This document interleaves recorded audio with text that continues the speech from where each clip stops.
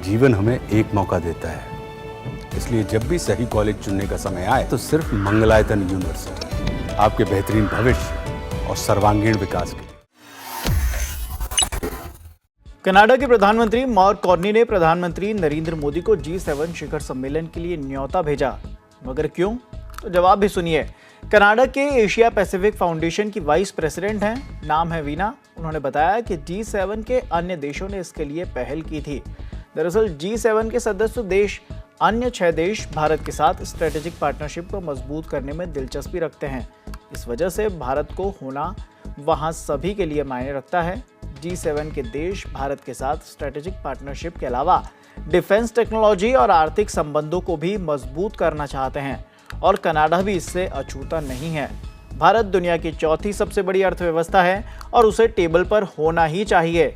Experts का इस पर क्या कहना है वो भी आपको सुनवाते हैं।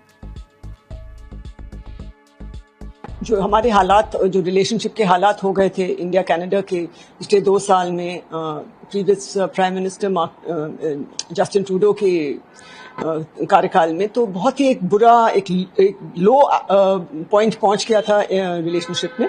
और जब से नए प्राइम मिनिस्टर आए हैं वहाँ इलेक्शंस के बाद, मार्क कार्नी, तो उन्होंने एक अटेम्प्ट तो किया है, रीच आउट नहीं किया था अभी तक, लेकिन उन्होंने स्टेटमेंट्स तो दिए हैं कि वो इंडिया से सुधारना चाहेंगे रिलेशनशिप।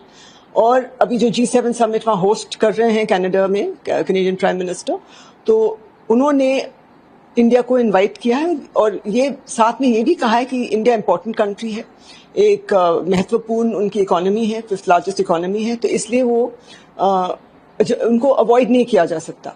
और साथ में हाँ ठीक है, टेंशन अभी भी चल रही है वो निज्जर केस को लेकर, लेकिन मेरा मानना है क्योंकि दोनों डेमोक्रेसीज हैं, दोनों कंट्रीज का बहुत एक ट्रेडिशनल लॉन्ग टर्म बहुत बढ़िया रिलेशनशिप रहा है, पीपल टू पीपल कनेक्ट रहा है।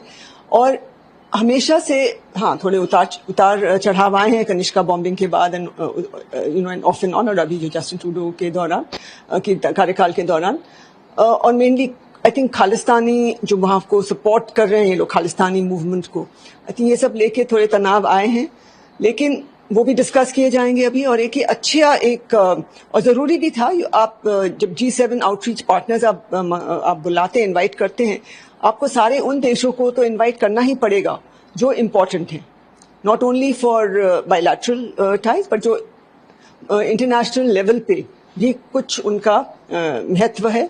तो इसलिए बहुत ये ज़रूरी था, मुझे लग रहा है, और उन्होंने कहा भी है कि हमें अवॉइड नहीं कर सकते थे।